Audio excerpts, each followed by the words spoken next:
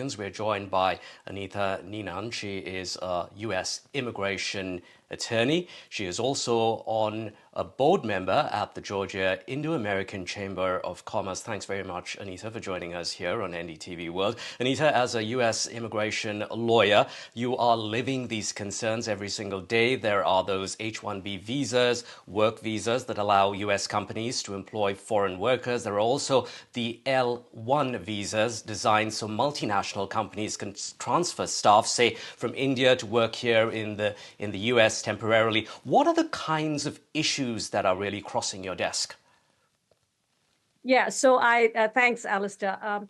I'd just like to go back to making a contrast between the Trump years and the current Biden administration. So during the Trump years, we had an executive order that was passed, which was the Buy American, Hire American. And that translated into a really higher scrutiny of the H-1B program overall.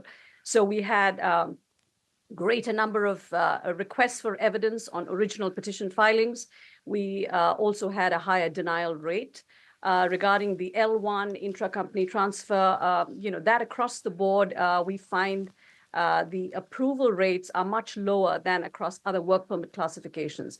So during the Trump years, there was a guidance for the USCIS adjudicators that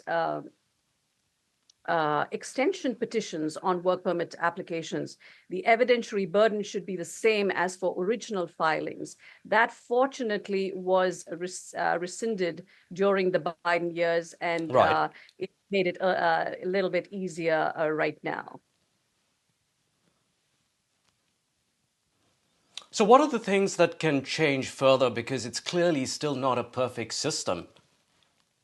It clearly isn't. And I would just say, going forward, if you had to draw a contrast between what Trump offers if he were to come into the White House versus what Kamala Harris offers if she were to become president, I think it would be even worse. The H-1B program, the threshold levels to qualify for Indian nationals will be harder because again, I refer back to an interim final rule that he passed at the end of his administration.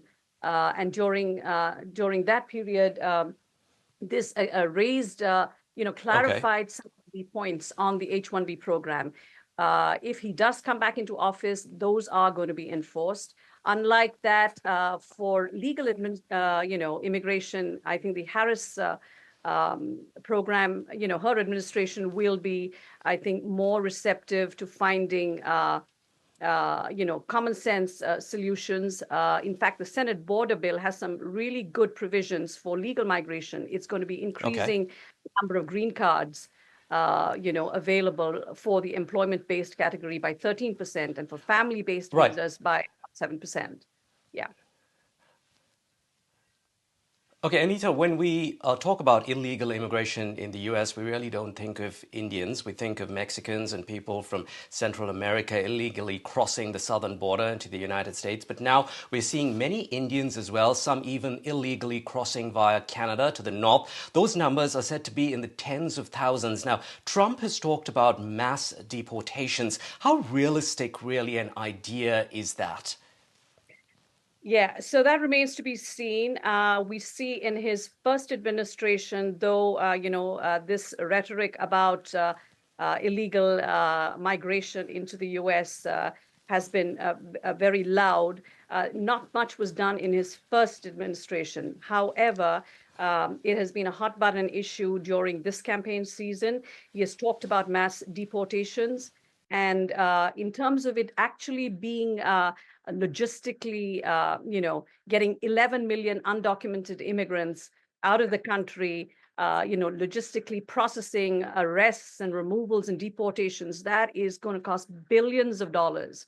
So it's going to be a huge fiscal tab for the economy and is going to affect certain major sectors of our economy. It's going to affect the agricultural sector, the construction sector, the hospitality sector. So, it remains to be seen what he's going to be able to achieve. And in contrast, if we had a Harris administration, I think she is going to... we'll have to leave it there for now. Thank you very much indeed for joining us here. Running out of time. Anita joining us from Atlanta, Georgia.